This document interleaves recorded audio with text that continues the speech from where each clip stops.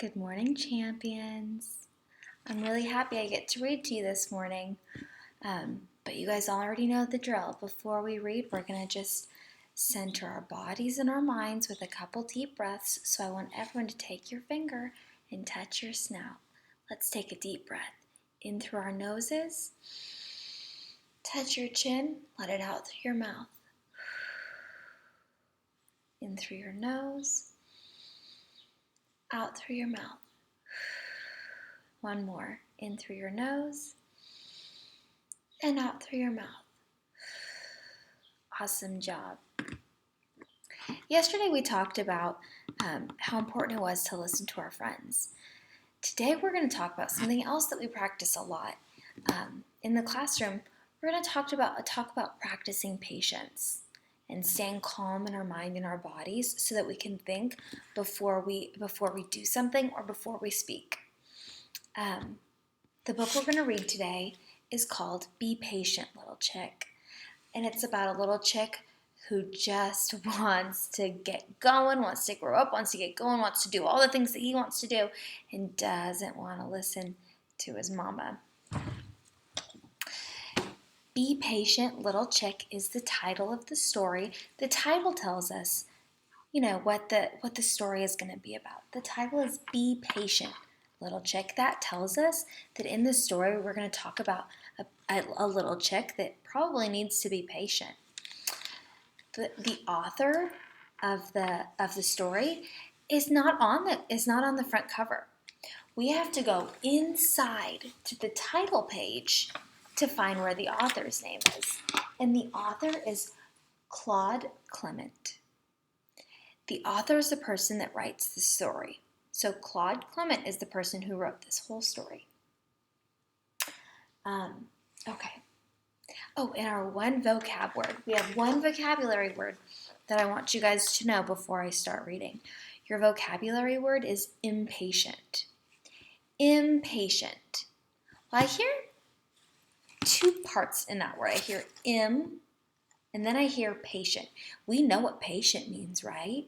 When you're patient, you're calm, and you're waiting, and you're following directions, and you're not going too fast. You're thinking before you speak. Impatient is the opposite.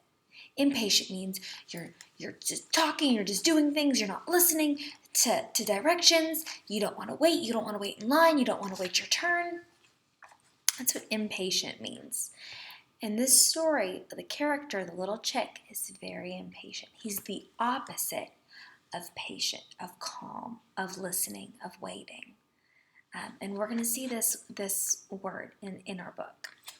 Okay. Be patient, little chick. One bright spring day, a hen's egg began to crack open. After a short while, a little chick burst out, looking in wonder at the world around him. Still wearing part of his shell, the impatient chick decided it was time to get up and explore the world. So this little chick has not even fully hopped out of his shell yet, and he's already ready to go. "Which way's the garden?" he asked his mother. "Where are the great woods?" "Now, little chick," said Mama gently, "you've been part of this world only a short time. You shouldn't be in such a hurry to grow up. Good things come to those who wait." Okay, so little chick is barely even out of his shell yet. Look, he still has part of the shell on his head. He's already ready to go. He wants to know about the great woods. He wants to know about the garden. Do you think that he's ready to explore all these big things yet?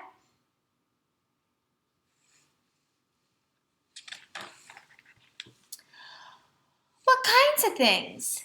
asked the little chick, taking a peek in the farmyard. "You shall see when the time comes," said Mama. "Right now you are still a very little chick. Someday soon you will see the garden and the woods. But before that time there are many things you need to learn first." "I already know everything I need to know," said Little Chick confidently. "Is that so?" said Mama. "Well, The most important thing for you to learn is to stay close by me while you are still small. That way, I can protect you. And we know that word protect means to keep it safe.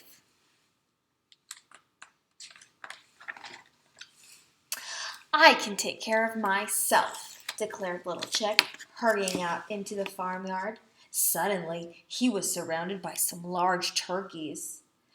Maybe I should stick by Mama, said Little Chick to himself nervously. She might get scared all by herself.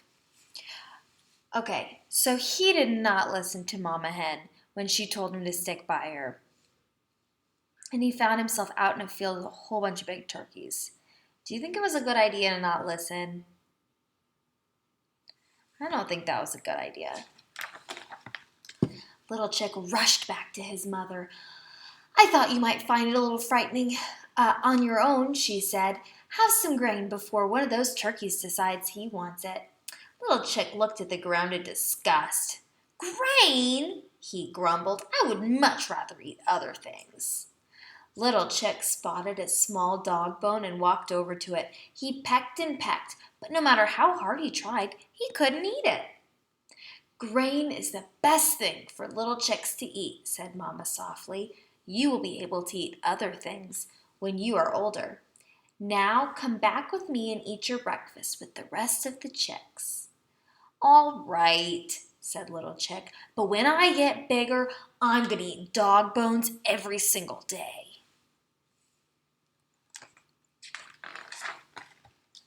Mama laughed as she nudged Little Chick back to breakfast, but no sooner had he began to eat something else caught his attention. Look at that bird, Little Chick cried. Oh, Mama, it looks so beautiful up there. Little Chick dashed after the bird. Wait for me, he shouted, flapping his wings. I want to fly with you.